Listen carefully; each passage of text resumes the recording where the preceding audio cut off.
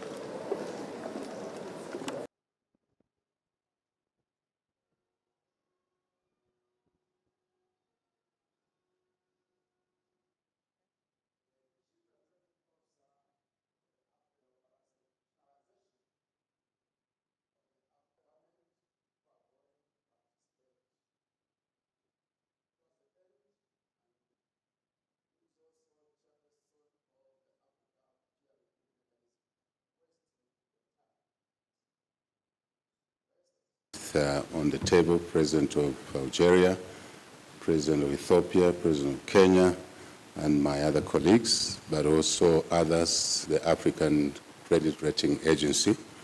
I do remember standing here and deliberated on a number of issues, but that helps to redress this imbalance that has been going on. We moved on to Paris later in the year, and we had a specific session there and walk the talk that we will realize the long-term capital, but talk about short-term capital. It's crippling.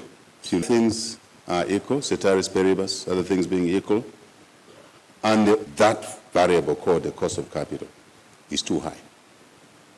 Compare that project on our continent with other. It is clear that one of the, I think we need to deal with it. African Credit Rating Agency is correct. So we're going to address that. Global credit rating agencies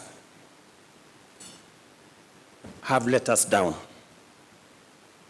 They continue to rely on very flawed models and outdated assumptions.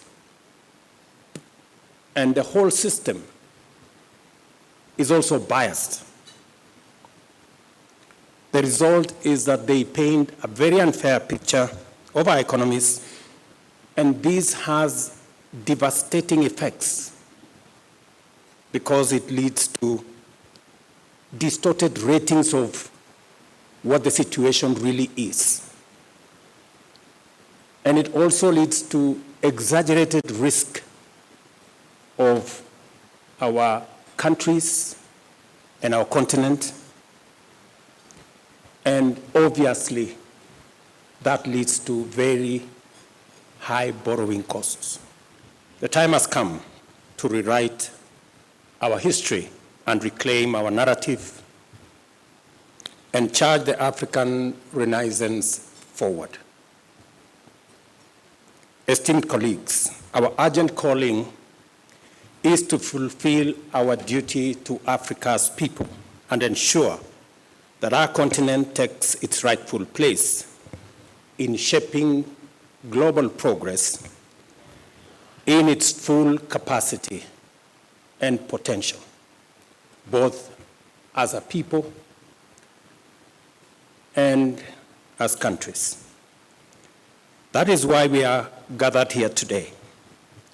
Africa's economic potential is hamstrung by a financial system that misrepresents, distorts, and understates our reality. Global credit rating agencies have not only dealt a bad hand, they have also deliberately failed Africa.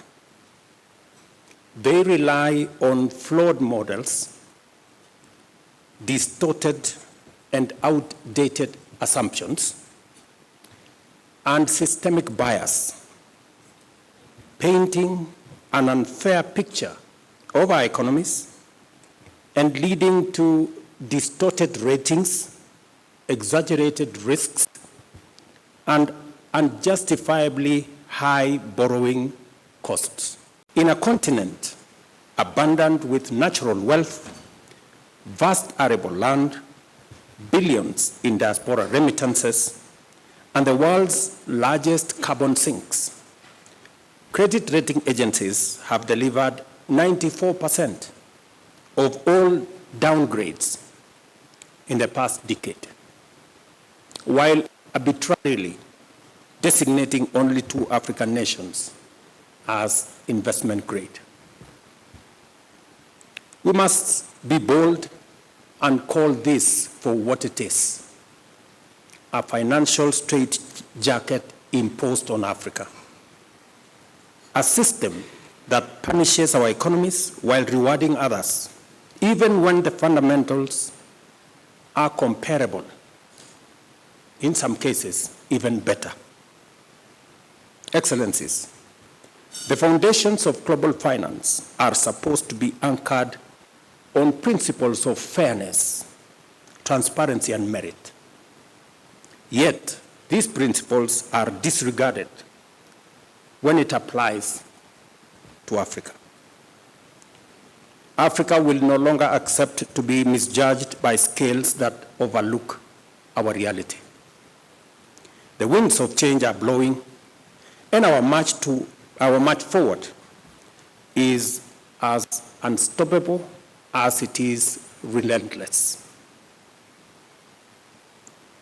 An African credit rating agency is not just an alternative. It is, in my opinion, an imperative. This agency must be globally credible and backed by rigorous, credible data and driven by high reporting standards. But more importantly, it must reflect Africa's reality correctly. We will not walk this journey alone. We will build alliances east, west, and north, grounded in shared values of dignity, equity, and progress. We will hold rating agencies to account and demand accurate standards. We will leverage the experience and expertise of Pan-African credit rating, strengthening their capabilities and expanding their reach. Research shows that a one-level improvement in Africa's average credit rating would unlock US $15 billion in additional funding.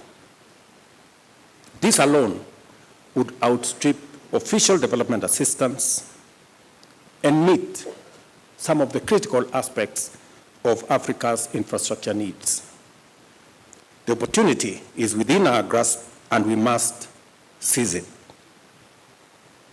I want to emphasize that this agency will complement international credit rating agencies by filling in data and analytical gaps.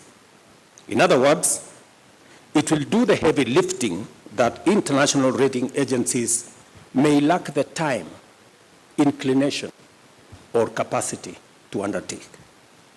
I see the role of Africa credit rating agencies as one of demystifying and democratizing sovereign credit assessments. It must develop a methodology that is objective, transparent, and replicable, rooted in the rigor of science rather than the exclusivity of tradecraft. Let me commend the United Nations Development Programme and AfriCatalyst for stepping forward to support African nations in strengthening their credit worthiness. This is the kind of partnership that we need, rooted in action. I leave you with the words of African Development Bank President Akiwumi Adesina, and I quote, "The perception of risk is not the reality of risk.